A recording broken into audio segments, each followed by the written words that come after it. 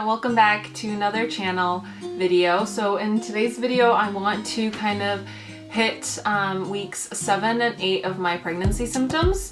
I'll link the video where we did 4, 5, and 6 above if you guys want to go back and watch that. But today I figured I would just do those 2 weeks because honestly so much happened in those 2 weeks for me, and so I just want to chat. Let me sit with me. And so I just want to chat about those couple of weeks and kind of explain what was going on and how I was feeling because a lot happened. I also have to try to do this with my little one. So if you watched weeks 4, 5, and 6, they were kind of like mostly like just generic symptoms that I feel like a lot of women go through, aside from my diagnosis of pityriasis rosea, which was a skin condition, which kind of made those few weeks a bit more rough. But aside from that, if you guys want to watch that video, you can give that video a watch. Let's jump into week 7. Alright, so week 7, I continued with my fatigue. I had more queasiness around week 7, I would say. It did start around 6 weeks, but it did progress in week 7. I was craving so much fruit, and it was the same exact thing with Kiara that I have now. I was really into fruit. And then my boobs around this time kind of started to become like more sore. For me though, it was just like they were just slightly sore. It was just different than what I was experiencing the couple weeks before. And then on top of that, I also randomly had like swollen gums, which, as a little side story, I had that as a pre-pregnancy symptom with little one. I for some reason had like swollen gums as a symptom that I thought I could be pregnant, whereas this time it was around 7 weeks where I got like swollen gums for like a day or two, and that was kind of an odd symptom. Around this week was also the time where I kind of like stopped exercising as much because I was so tired and I was like pretty queasy all day that it was honestly just so hard to commit myself to working out when I was already trying to like manage a toddler and my sanity at the same time. So I definitely like didn't really work out starting week 7. It was a lot harder for me to find time and to like motivate myself because I wasn't feeling well. So week 7 was also when I started bleeding a lot. I will fill you guys in just because I feel like this is not super common in women, but it does exist and there's not much video or information on it, so I feel like I'll give you a little bit of a background history. So with my first pregnancy, I found out that I had a bicornuate uterus, which I never knew I had, or like I've never even heard of it. So when they diagnosed me with it, I was kind of like, oh, weird, like not something I ever thought of.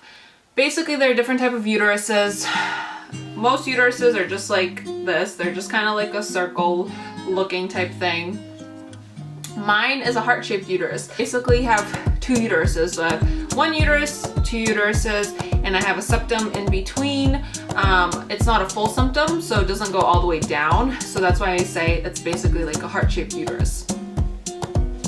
As a result of having a bicornuate uterus, I found out that way with my first one that when you get pregnant, you typically get pregnant in one or the other horn.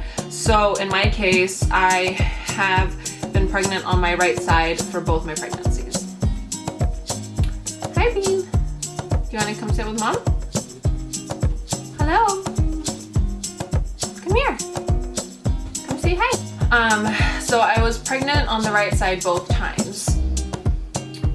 What that means is that when I first get pregnant, until my progesterone levels or hormone levels are high enough for my body to fully recognize that I'm pregnant, because we all know when you get pregnant, your levels will rise the more pregnant you become.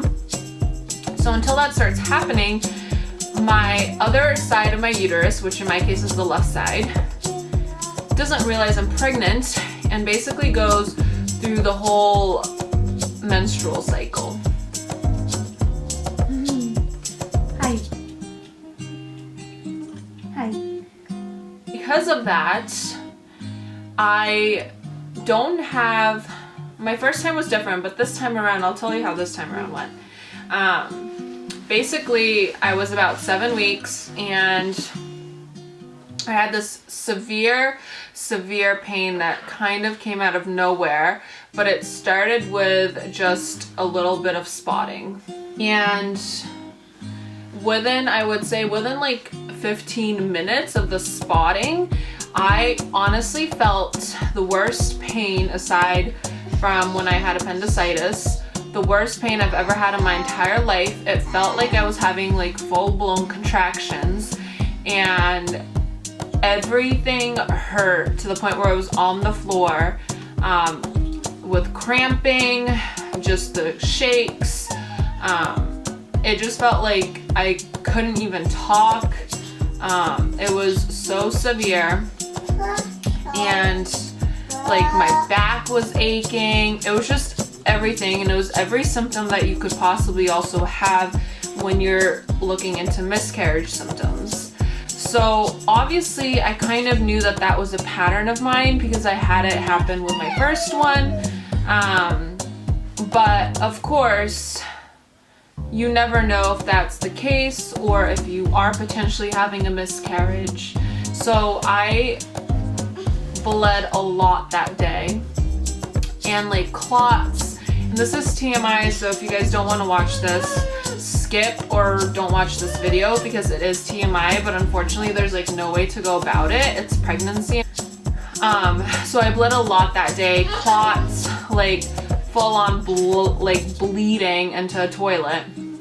I had to go get blood work done that week, or that day. I actually went and got blood work done and got to see the doctor, and I was just like a mess because like I wouldn't stop bleeding everywhere, like pads weren't doing it, and I couldn't wear a tampon because obviously when you're pregnant they recommend against that. So just a disaster of a day, and that continued for about 2 weeks.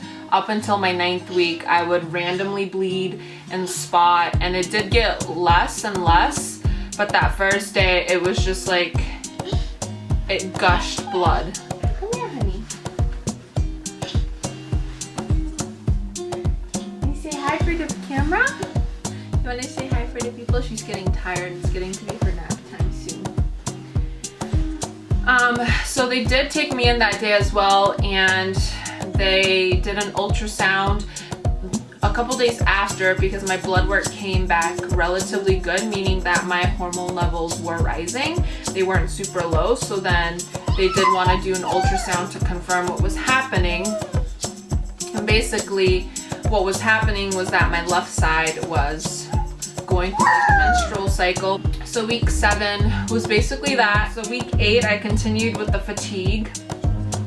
My boobs were still sore. I still had sore boobs around that time, and I was still having my bleeding. It wasn't as consistent and it wasn't as heavy, but every time I would bleed I would have like a minor episode of backaches, cramping, just like everything coming back, and it was just like I just wanted to sit on the toilet and stay there and not leave. And oh my gosh guys, it was so not fun, and it lasted for way longer this time around than it did with my first one, and it was so much more painful this time than it was with my first one. I don't know if it gets worse with every pregnancy, but oh my god, it was a nightmare. And it's just like crappy because every time you do bleed in those early weeks, it's so hard to tell if it's a miscarriage, if it's just normal. And it's not like I was going to get ultrasounds every time I was having one of those episodes. 8 weeks I also started getting a stuffy nose, which I think is really common in women. And then some of my weird cravings, this week was sardines. I don't know if I need like more omega or fatty acids in my system, but I was definitely craving sardines, and then I was craving chocolate that week. So odd, but that kind of rounded out 8 weeks. Yeah, but everything looks good now. I'm 18 weeks, so things have definitely progressed positively. But I just want to thank you guys for watching this video. I hope it's a little helpful to those going through the 7 and 8 week pregnancy period. And I mean, not a lot of women have bicornuate uteruses and experience this, but just want to kind of give you guys an update and let you know that it does happen and it can get better. So I just want to thank you guys for watching. Hopefully you found this video helpful. If you can, give it a thumbs up, subscribe, and hit the notification bell to just get alerts for future videos. I plan to do a whole 9, 10, and 11 week pregnancy symptom video as well, just to kind of stay on top of my weeks and let you guys know how I was feeling, and let you know that it's normal and it's okay and things happen. And if you, any mamas, have bicornuate uteruses and have experienced the same type of thing, you're not alone. So thank you guys so much. I love you guys, and I'll see you in my next video. Bye guys.